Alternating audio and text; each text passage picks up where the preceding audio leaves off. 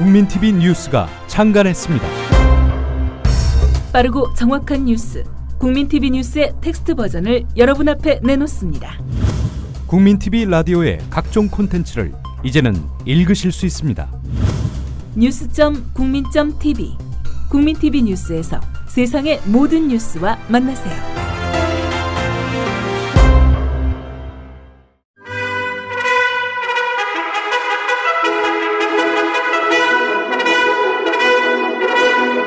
국민TV 라디오 정오종합뉴스.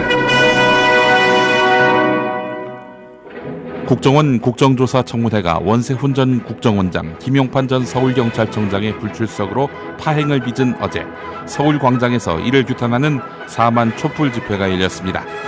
박근혜 대통령은 오늘 68주년 광복절 경축사를 통해 이산가족 상봉에 또 DMZ 평화공원 구축을 북한에 제의했습니다. 동아일보 종합편성 채널 채널A의 불투명한 출자 의혹이 커지고 있는 가운데 동아일보가 구속된 김찬경 미래저축은행 회장으로부터 거액의 자본금을 받았던 것으로 추정되는 시점에 김 회장 인터뷰를 실었던 것으로 드러나 파문이 커지고 있습니다.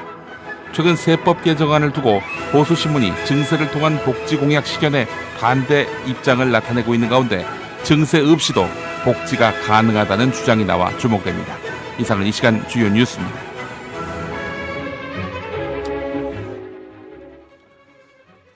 8월 15일 목요일 광복절 국민TV 라디오 정오 뉴스 첫 소식입니다.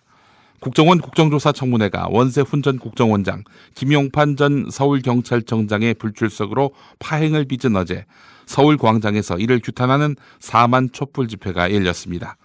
평일과 징검다리 연휴가 시작되는 날이었지만 광장에는 주최 측 추산 4만여 명의 시민들이 모여 촛불을 들었습니다.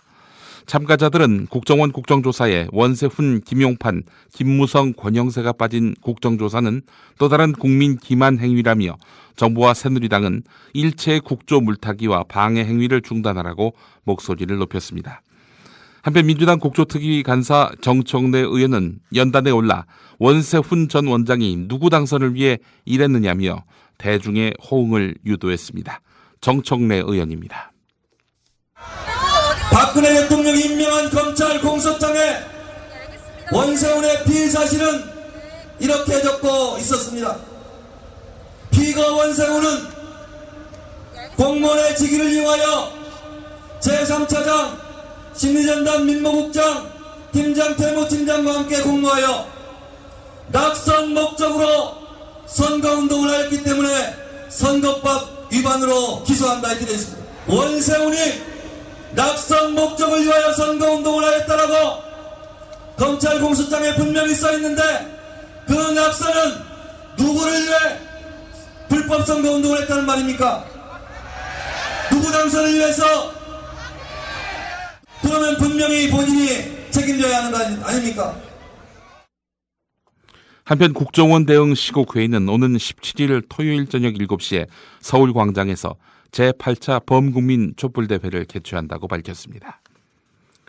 박근혜 대통령은 오늘 68주년 광복절 경축사를 통해 일본의 정치인들이 과거의 상처를 치유해 나가는 리더십을 보여줘야 한다며 특히 과거 역사에서 비롯된 고통과 상처를 지금도 안고 살아가고 계신 분들에 대해 책임있고 성의 있는 조치를 기대한다고 주문했습니다. 또 북한을 상대로는 교류와 협력을 제안했습니다. 박근혜 대통령의 경축사 일부입니다. 먼저 남북한 이산 가족들의 고통부터 덜어드렸으면 합니다. 이번 추석을 전후로 남북한의 이산 가족들이 상봉할 수 있도록 북한에서 마음의 문을 열어주기를 바랍니다. 또한 분단과 대결의 유산인 비무장지대에 세계 평화공원을 조성하기를 북한에 제의합니다. 비무장지대를 평화의 지대로 만들므로써 우리의 의식 속에 남아있던 전쟁의 기억과 도발의 위협을 제거하고 한반도를 신뢰와 화합, 협력의 공간으로 만드는 새로운 시작을 할 수 있기를 바랍니다. 동아일보 종합편성 채널 채널A의 불투명한 출자 의혹이 커지고 있는 가운데 동아일보가 구속된 김찬경 미래저축은행 회장으로부터 거액의 자본금을 받았던 것으로 추정되는 시점에 김 회장 인터뷰를 실었던 것으로 드러나 파문이 커지고 있습니다. 국민TV 라디오 서영석의 타임라인에 출연한 민주당 최민희 의원은 이미 구속된 김찬경 전 회장이 공식적으로 46억을 투자하고 리엔장 실업이라는 페이퍼 컴퍼니를 통해 100억, 김찬경 씨가 사실상 소유하고 있는 고월이란 회사를 통해 6억을 출자했다며 다 합치면 총 206억으로 지분 5.05%가 된다며 주요 주주 지분율 5%를 넘는 것이라고 지적했습니다. 이로써 숨겨진 주주가 된 것이다라고 비판했습니다. 최민희 의원은 그러면서 동아일보가 미래저축은행이 위기를 만날 무렵 인터뷰를 통해서 김찬경 씨를 두둔했다고 주장했습니다. 최민희 의원의 말입니다. 이제 저희가 기대하기에는 이런 문제가 발생했을 때 특히 저축은행 김찬경 회장 같은 경우는 네. 당시에 저축은행 부도설이 끊임없이 나돌 때거든요. 그렇죠. 예, 근데 동아일보사가 이런 투자를 받으면서 김찬경 회장의 인터뷰까지 실어요. 네. 예, 저축은행 부도에 대해서 과다하게 지금 이렇게 언론이 그리고 사회 분위기가 몰아가고 있다는. 네. 그러니까 이거는 명백하게 의도가 있는 기사까지 내보낸 것이라고 봐야 되고요. 저희가 이걸 쭉 과정을 보면서 느낀 거는 네. 그러니까 엄격하게 심사해서 좋은 그 자본에게 종편을 주려고 했다기보다는 네. 몇 군데를 정해놓고 주기 위해서 절차를 이어간 게 아니냐 이런 느낌을 강하게 받았습니다. 최근 세법 개정안을 두고 보수신문이 증세를 통한 복지 공약 실현에 반대하는 입장을 나타내고 있는 가운데 증세 없이도 복지가 가능하다는 주장이 나와 주목됩니다.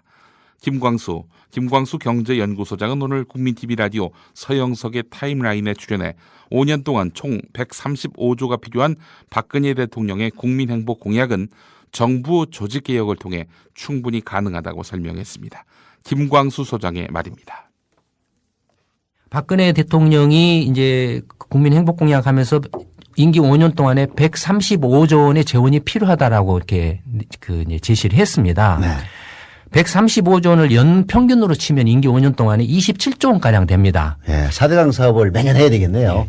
1년에, 예, 그게 포인트입니다. 네. 1년에 정부 지출이, 네. 정부 예산 지출이 지금 350조를 넘고 있습니다. 네. 350조에 달하는데, 그럼 1년에 27조 원이면은 한 7, 8%에 해당하거든요. 그렇죠. 방금 말씀하신 4대강 사업이 얼마였습니까? 22조였잖아요. 예, 25조, 6조 이렇게 된 사업이죠. 네. 그러니까 350조에서 이미 그런 낭비적인 사업을 해왔다라는 거죠. 그러면은 350조 정부 예산을 제대로 세출만 제대로 합리화만 시켜도 증세가 왜 필요합니까? 정세는 복지도 사실은 가능하네요. 그러면. 네. 그거 하나만 봐도 네. 굳이 이 증세 안 하고 지금 정부 구조 그래서 제가 저희 연구소 계속 강조하는 게 정부 개혁을 이렇게 노래를 부르고 있습니다. 서울중앙지검 전두환 일가 미납 추징금 특별환수팀은 전두환 씨의 누나의 아들 이재홍 씨와 전 씨의 재산관리인으로 알려진 김모 씨를 석방했다고 밝혔습니다. 검찰은 지난 13일 체포한 이들을 강도 높게 조사한 다음 오늘 새벽 풀어줬으며 검찰 안팎에서는 이들이 관련 혐의를 상당 부분 인정한 것 아니냐는 관측이 나오고 있습니다. 이 씨는 청우개발을 운영하면서 전 씨의 차명 부동산을 관리해온 혐의를 받고 있는데 검찰은 지난 이틀 동안 이들을 상대로 부동산 매입 경위와 자금 출처, 매각 대금 사용처를 집중 추궁했습니다. 우리 군이 지난 6월 말 독도의 외부 세력이 기습 상륙하는 것을 저지하는 훈련을 한 것으로 확인됐습니다. 정부의 한 소식통은 오늘 해군이 합참의 작전 통제를 받아 지난 6월 말 독도 방어 훈련을 한 차례 실시했다면서 이 훈련은 독도에 외부 세력이 기습 상륙하는 것을 가정해서 이루어졌다고 밝혔습니다. 훈련에는 광개토 대왕함급 구축함과 이순신함급 잠수함 등 함정 10여 척과 해상 초계기, 공군 전투기 등이 참가한 것으로 알려졌습니다. 진실을 호도하지 않고 논점을 이탈하지 않는 공정 뉴스. 국민TV 라디오 뉴스의 꿈입니다. 지금은 정오 종합뉴스와 함께하고 계십니다. 국민TV 라디오 논평입니다. 오늘은 집회 참가 인원수 축소도 과장도 안 된다는 제목으로 본 방송 조상훈 국장의 논평이 이어지겠습니다. 각종 집회 참가 인원수에 대한 논란이 끊이지 않고 있습니다. 국가정보원 정치 선거 개입을 규탄하는 촛불 집회 역시 마찬가지입니다. 주최 쪽과 경찰이 발표하는 차이가 크기 때문입니다. 14일 서울광장에서 열린 국정원 시국회의 주최 제7차 촛불 집회를 살펴보겠습니다. 주최 쪽은 4만 명이 참가했다고 발표했습니다. 그러나 경찰이 추산한 집회 참여 인원은 7,500명이었습니다. 양쪽의 발표는 5배 이상 차이가 납니다. 10일 같은 장소에서 열린 제6차 촛불 집회 때도 상황은 비슷했습니다. 주최 쪽은 6만 명이 모였다고 했고 경찰은 1만 6천 명이라고 했습니다. 양쪽의 발표는 4배 가까이 차이가 났습니다. 10일 서울광장 옆에서 열린 보수단체의 집회 참여 인원수는 조금 다릅니다. 주최 쪽은 5천 명이 참가했다고 발표했고 경찰은 2,200명으로 추산했습니다. 양쪽의 발표가 2배 가까이 차이는 있지만 촛불 집회 참가 인원수 격차만큼은 아닙니다. 상황이 이렇다 보니 경찰이 촛불 집회 참가 인원수는 축소하고 보수단체 집회 참가 인원수는 늘려 발표하는 것 아니냐는 의혹이 제기되고 있습니다. 집회 참가 인원수가 몇 명인지는 매우 중요합니다. 시국 상황과 관련된 집회일 경우 더욱 그렇습니다. 주최 쪽은 다음 집회를 이어갈 동력을 집회 참가 인원수로 판단할 것입니다. 청와대를 비롯한 정치권에게도 집회 참가 인원수는 시국 상황을 판단하는 중요한 근거일 것입니다. 이성한 경찰청장은 그제 기자 간담회에서 집회 참가 인원 추산 방법과 관련해 주최 쪽 추산과 경찰 추산의 격차를 줄일 수 있는 방안을 고민해 보겠다고 밝혔습니다. 경찰은 특정 시점에 3.3제곱미터당 몇 명이 모였는지를 기준으로 전체 면적을 고려해 전체 참가 인원을 추산합니다.